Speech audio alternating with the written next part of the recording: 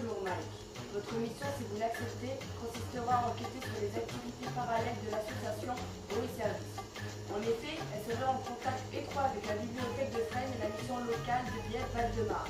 Pour mener à bien cette mission, vous vous impliquerez au sein de l'équipe de tournage qui réalise actuellement un reportage de cette association. Comme toujours, si vous ou l'un des membres de votre équipe est écrit, nous n'irons avoir connaissance de votre existence. Attention, ce message s'auto-exécutera dans 10 secondes.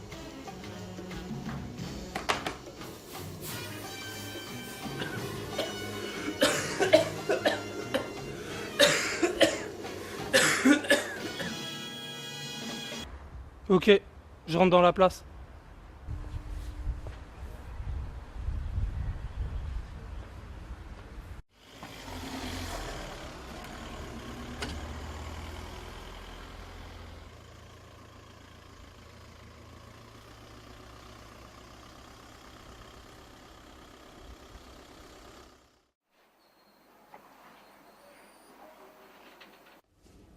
Bonjour madame. Bonjour. Oui, service. Donc à chaque fois, je vous ai mis le nom, l'adresse, quelques petits renseignements, que c'est un immeuble de 4 étages, il n'y a pas d'ascenseur, il n'y a pas de digicode, etc. Cette dame-là n'a pas de sonnette, voilà, ne peut pas marcher, voilà. Vous allez monter jusqu'à la porte et vous sonnez à cet endroit-là où vous tapez, je ne sais plus. D'accord. Et vous attendez même très longtemps parce qu'elle a extrêmement de mal à se lever de son voilà. Elle était très inquiète de savoir si vous n'alliez pas la louper. Parfait. Parfait, ben, Merci bien, à tout à l'heure. Au revoir.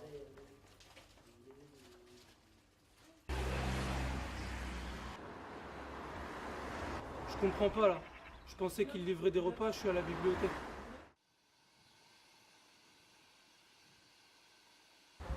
On est chez un particulier. Je crois qu'on tient quelque chose.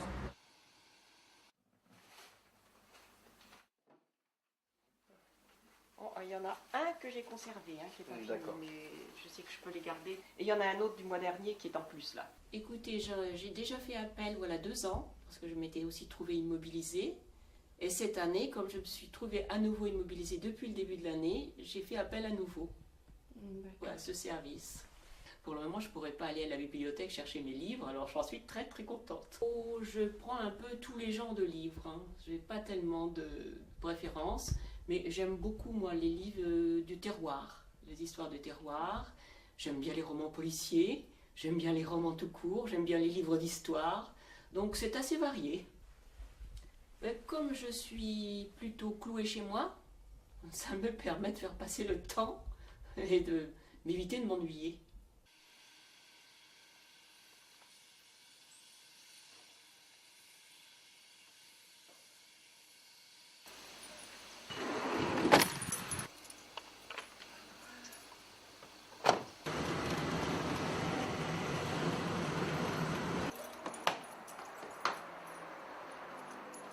Quelle fonction j'occupe à la bibliothèque? Eh bien, en fait, je suis sous-bibliothécaire, enfin, assistant qualifié de conservation du patrimoine. C'est mon vrai titre. Et je m'occupe, entre autres, du portage à domicile. Je suis responsable du portage à domicile, de la gestion du portage. J'occupe beaucoup d'autres fonctions. Je suis responsable de certains domaines de la connaissance, comme les livres de médecine, les livres de bande dessinée, etc. Mais plus particulièrement aujourd'hui, ce qui est en cause, c'est le portage à domicile. Quelles sont les motivations qui vous ont conduit à envisager ce projet en fait? Alors c'est un projet global de la bibliothèque parce qu'on s'est aperçu que certains lecteurs que nous connaissions très bien ne venaient plus à la bibliothèque. On s'est posé des questions, pourquoi ne venaient plus? Tout simplement à cause de l'âge, à cause des problèmes de locomotion et des personnes qui ne pouvaient plus sortir de chez elles non accompagnées. On s'est dit qu'il fallait trouver une solution et il fallait leur apporter des livres à domicile. Alors le problème, c'était comment faire. On a commencé à faire un premier projet. On a utilisé des bénévoles pour porter les livres de la bibliothèque au domicile de ces personnes-là. Mais rapidement, on s'est rendu compte que ça ne tenait pas la route parce que les bénévoles, on n'arrivait pas à garantir le suivi. Et Martine Van Liert, qui est sous-directrice de la bibliothèque, a cherché un peu partout, tous azimuts, une solution. Et on a entendu parler d'Eau et Services.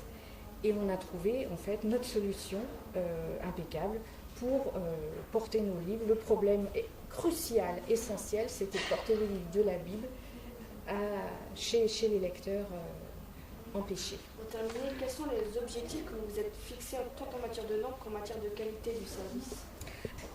Dans l'absolu, on voudrait étendre en fait ce service aux personnes par exemple qui viennent d'avoir un accident, une jambe cassée, quelque chose, qui sont alitées. Donc ça peut être quelqu'un de 20 ans qui a ça. On voudrait étendre ça à eux. On voudrait étendre ça aussi aux femmes enceintes par exemple qui sont obligées de suivre leur grossesse alitée à la maison.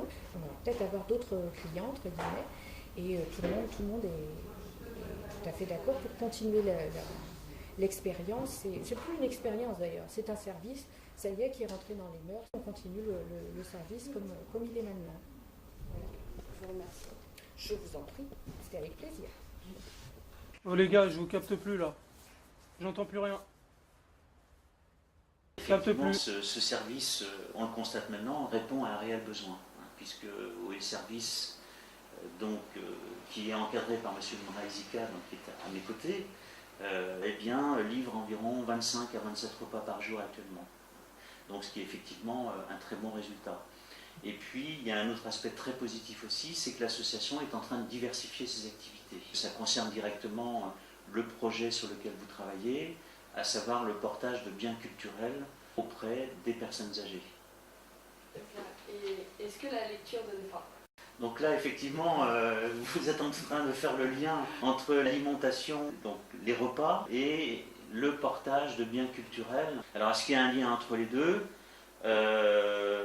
J'avoue que je n'ai pas tellement réfléchi à cette question, mais a priori, je serais tenté de dire oui. Tant plus lié que ça participe de faciliter le maintien à domicile des personnes âgées. Plus qu'un lien, c'est une continuité, c'est une interdépendance. Quand on a bien mangé, donc là c'est les loisirs et le fonds culturel vient chez ces personnes donc, dans les services, fait ce trait d'union. Donc elle aide à ce que ce fonds culturel de la bibliothèque aille à domicile. Et avec ce projet, on est dans ce qu'on pourrait appeler l'économie citoyenne. Donc on est dans un projet de nature économique et qui répond à des besoins sociaux. On a effectivement des personnes âgées qui sont pour beaucoup condamnées à rester chez elles. C'est une réponse sociale à l'échelle de ce territoire qui n'existait pas. Et l'autre élément à prendre en compte quand je parle d'économie citoyenne, c'est qu'on a effectivement en face de ces personnes des jeunes gens qui cherchent à entrer dans la vie active, qui n'ont pas pour tous encore trouvé véritablement leur voie. Et donc ce qui leur est offert là, c'est de se frotter à une vraie expérience d'entreprise. Et je dirais que peut-être, je crois que le mot peut faire image, l'ambition d'OE Service, c'est d'être une entreprise école sur le terrain de l'économie citoyenne. Oh les gars, je capte plus là. Je capte plus les gars, c'est aurait été impossible là. Je m'appelle Lydia et je travaille depuis le 13 février 2009 à OE Service. C'est une association qui fait des portails de repas.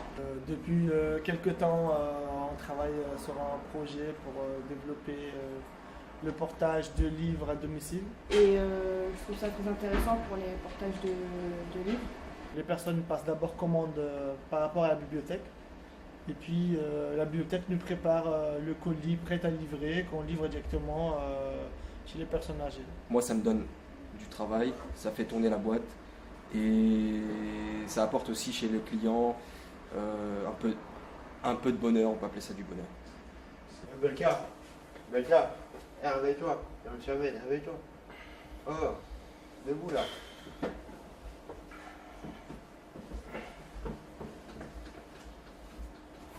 Oh mais quel rêve de ouf, putain, demain j'arrête les conneries, c'est fini.